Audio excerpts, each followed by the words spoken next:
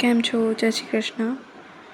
આજે આપણે પ્રેક્ટિકલ 4 જોઈશું, જેમાં હેતુ તમારો ફાયર એક્સટિંગ્યુશરનો ઉપયોગ કરતાં શીખવું એ છે.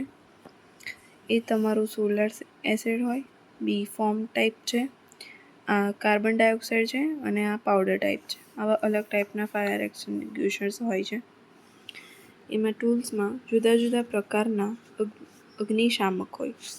Material cotton waste. પ્રોસિજર: પહેલું, જુદા જુદા અગ્નિશામક લઈ તેને સાફ કરી.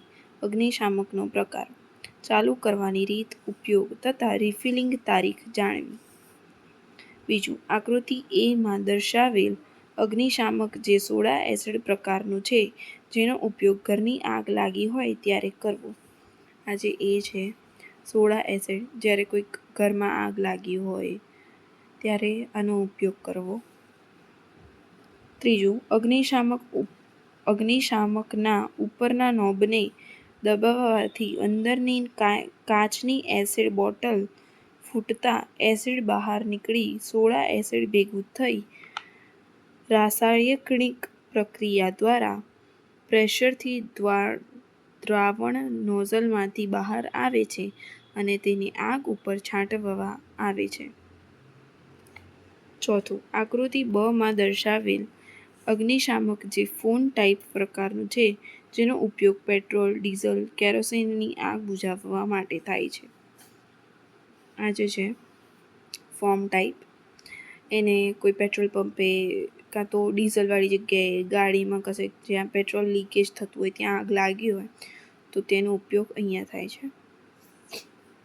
અગ્નિશામક ઉપરના ટી આકારના પ્લન્જરને ઉપર તરફ ખેંચી રાખી અગ્નિશામકને ઊંધું રાખી હલાવવાથી નોઝલમાંથી ચીકણું ફીણ નીકળે છે, જેને આગ ઉપર છાંટવાથી આગ ઉપર આવરણ થઈને ઓક્સિજન મળતો બંધ કરે છે. ત્યારબાદ આપણે જોઈશું 6. આકૃતિ સી માં દર્શાવેલ અગ્નિશામક જે કાર્બન ડાયોક્સાઇડ પ્રકારનું છે, જેનો ઉપયોગ બધા જ પ્રકારની આગ માટે થાય છે, ખાસ કરીને ઇલેક્ટ્રિકથી લાગેલ આગ માટે ઉપયોગ થાય છે.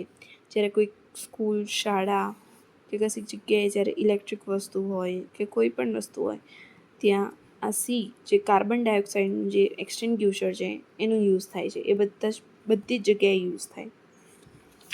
7મું, અગ્નિશામક ઉપર આવેલ વાલ્વને ધીરે ધીરે ખોલવાથી ડિસ્ચાર્જ ટ્યુબમાંથી CO2 ગેસ બહાર આવે છે અને તેને આગ પર સ્પ્રે કરવામાં આવે છે. 8. આકૃતિ ડી માં દર્શાવેલ અગ્નિશામક જે ડ્રાય કેમિકલ પાવડર પ્રકારનું છે, જેનો ઉપયોગ સામાન્ય આગ માટે થાય છે. અગ્નિશામક ઉપરની સેફ્ટી પિન ખેંચીને નોબલને જોરથી દબાવવાથી કાર્ટેજ પંચર થઈ ગેસ ભારે દબાણ દ્વારા ડ્રાય કેમિકલ પાવડર ડિસ્ચાર્જ ટ્યુબમાંથી બહાર આવે છે અને તેનો આગ ઉપર છંટકાવવામાં થાય છે. આ જે છે એની વાત કરે છે. આ પાવડર ટાઈપ છે. ઓકે. પ્રિકોશન્સ: દરેક અગ્નિશામકનો ઉપયોગ તેની સ્પેશિયલાઇઝેશન મુજબ કરવો. બીજું, ઇલેક્ટ્રિકથી લાગેલ આગ માટે કાર્બન ડાયોક્સાઇડ પ્રકારના અગ્નિશામકનો ઉપયોગ કરવો.